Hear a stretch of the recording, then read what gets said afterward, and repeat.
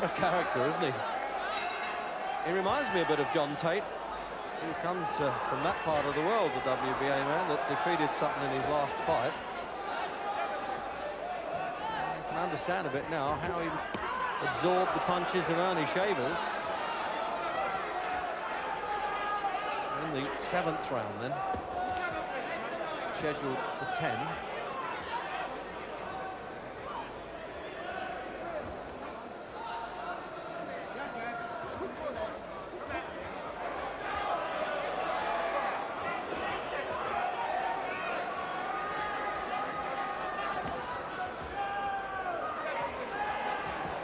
Quite obvious that whatever happens now, Bugner's going to say this fella's awkwardness is causing all the trouble.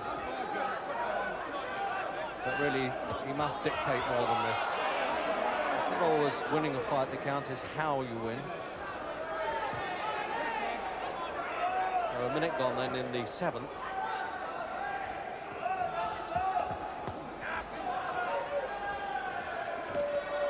Recap, 16-7.5 Bugner, 14-11 Danny Sutton from South Carolina.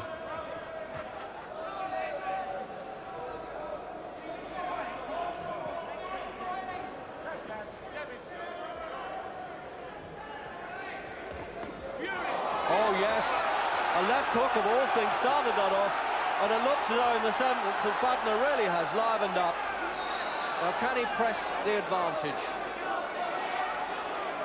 Certainly, Sutton's legs dissipated him very much there. And it's up to Bugner now to give himself some leverage to get the next punches in. And it looks as though now he's got Sutton on the hook. And if he stops it now, we can forget all about that pedestrian stuff that went early on. And it was a good start to a drum roll there, that first little left hook landed.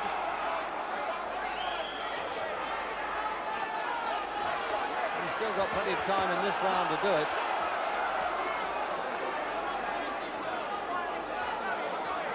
Don't forget Sutton's been under fire many times before. He probably knows how to hold.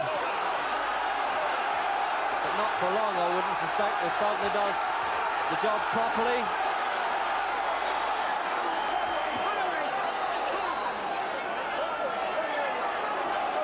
You certainly can't tell by the look on Sutton's face, but his legs are giving the evidence. And I would have thought Mike Jacobs, who's very sprightly anyway, will only need an excuse to dive in there if he sees Sutton starting to wilt.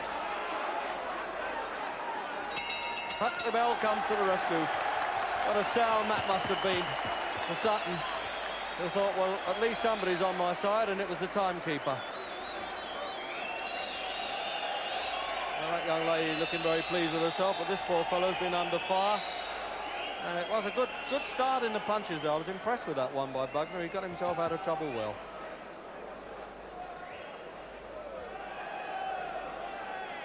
So let's have a look now at Bugner getting in there in replay. Misses with the right. There it is, the left hook, like that. And you can see the legs there. He went to move, and the legs said, no, we're not coming with you. But just caught him with the inside of the glove there, Bugner. Had he turned that knuckle in, I think he would have gone down from that one. And he's instinctively trying to fight back Sutton. Full marks to him for that.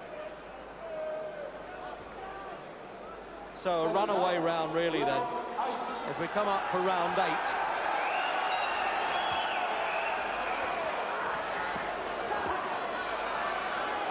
And surely now Bugner will have to say, well, I've got to take this man out cleanly to make any impression on world status in the heavyweight ring.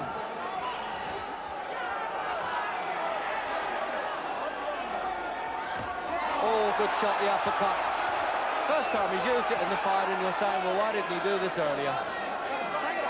In some respects, Bugner's actually fought himself into shape as he's gone along.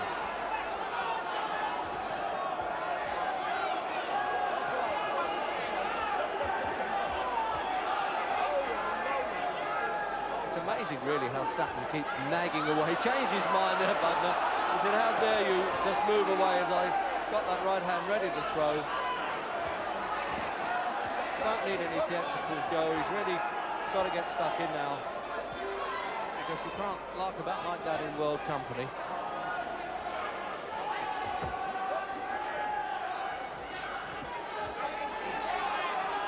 A minute gone then in round 8. You can't miss now Sutton with the uppercut. Standing a bit square on the southpaw anyway.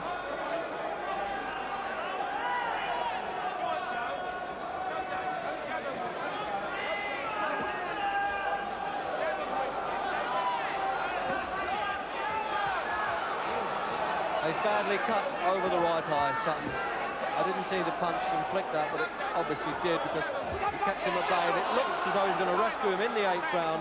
I would think with the cut eye, he's going over there to ask the second to wipe away the blood and let him have a look. The referee, Mike Jacobs. From outside, it looks a bad one. No, he's going to let it box on. The referee's certainly a lot closer to it than I am. Certainly the American can't complain that the referee stopped it at the first opportunity, and certainly he wouldn't do so if the cut was dangerous.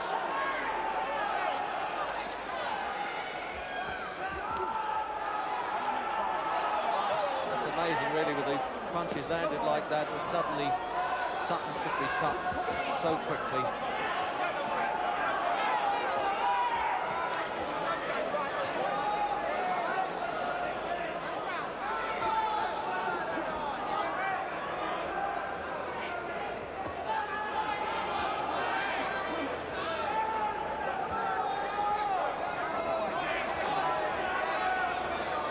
Wondering if Sutton can in fact finish the course, whether the cornerman can work sufficiently on that eye to keep him going for 2 more rounds after this.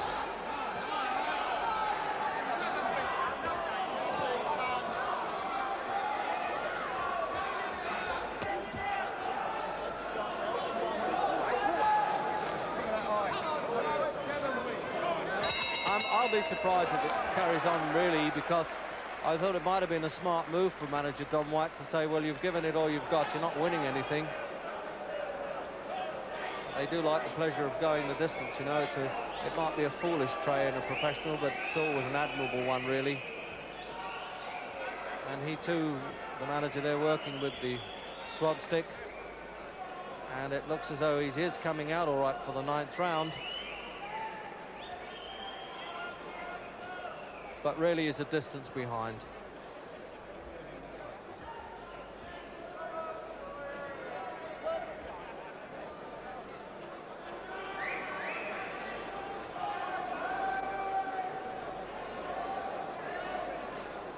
So there they are. They just sometimes put a drop of adrenaline cream over the cut.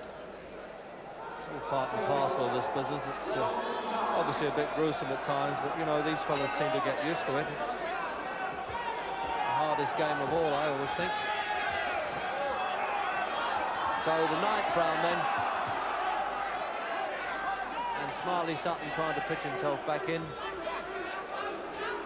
and as of now the corner's done a pretty good job on that cut, but really they can't hold it up for long.